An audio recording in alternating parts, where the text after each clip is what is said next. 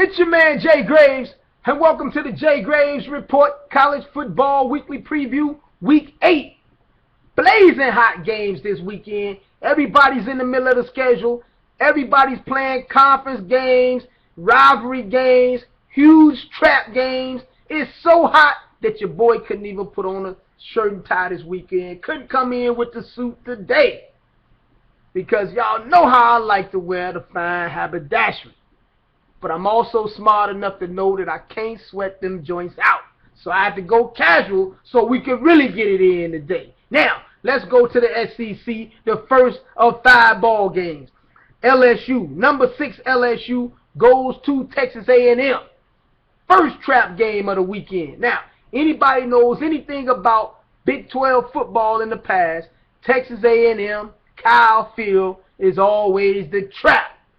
Florida almost caught the trap at the beginning of the season. The only thing saved the Florida Gators from the trap was it was the first game for Texas A&M. They were still trying to get the kinks out, still trying to figure out if Johnny Manziel and company were the real deal. Now, they're 5-1, ranked 5th in total offense. They're averaging 47 points a game. They're only giving up 21. And they've been playing like gangbusters here. Now, LSU, hey, they're the real deal. Great defense. Front 7 is unbelievable. But Zach Mettenberger can't throw the ball over his shoulder, bruh. They ranked 103rd in passing offense. They're going to have to be able to throw the football to win this ball game.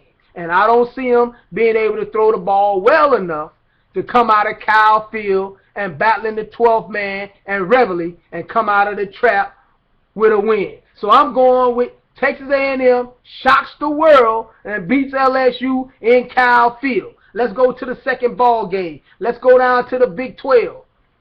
Number 4, Kansas State goes to number 13, West Virginia. The same West Virginia that showed up in Lubbock and got the brakes beat off of them. They showed up in the county saloon, got pistol whipped, and thrown out the bar. Got 49 points put on them in Texas Tech. Hey, there's several places that are trap games. Texas A&M, Kansas State, and Iowa State in the Big 12. Always remember that those are the traps. Hey, Kansas State doesn't throw the football. They run the football. Colin Klein and company will time a possession you to death. Just ask Oklahoma about getting caught in the trap. OU move the football all night long on these guys, but for some reason turned the ball over 4-5 times in that ball game. Caught the trap. It is what Kansas State does. So I'm picking Kansas State to come out of this ball game because they will keep Geno Smith and company on the sideline because they will grind it out all night long, and there will be no couch burnings in West Virginia on Saturday night. Let's move to the next ball game. We're going down back to the SEC. Number 7, South Carolina goes to the swamp and plays the Florida Gators. Now, y'all know how I feel about Florida being number 2 right now because they were 24th 4 weeks ago.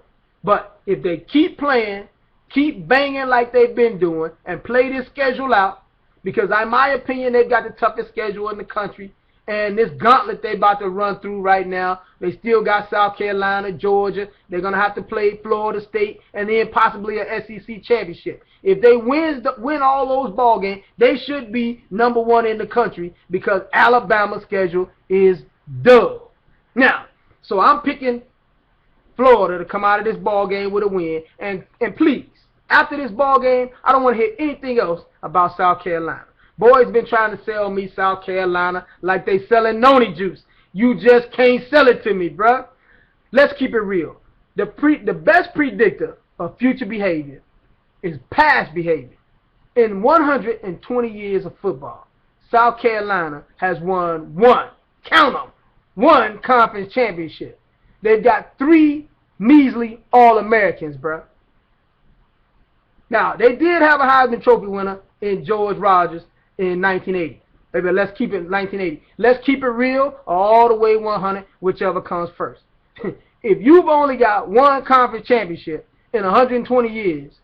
There's no reason for me or anybody else to believe that you're going to win a conference championship at this point, or you're even going to be close to winning a conference championship. So when Florida gets rid of these boys, please stop talking to me about South Carolina. Let's move on.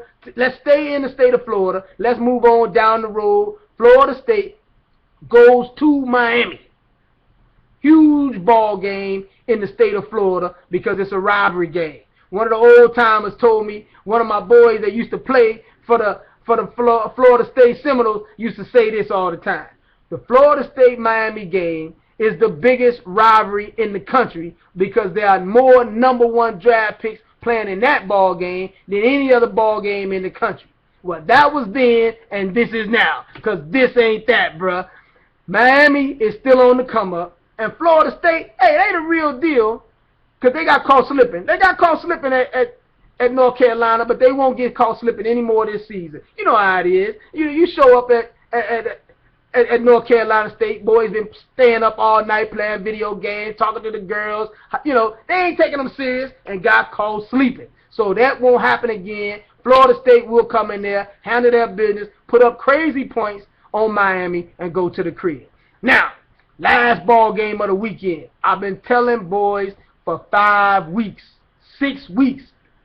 Mark it on your calendar. October 20th, 7 p.m., Alabama goes to Tennessee. Tyler Bray and company has the second best passing offense in the SEC.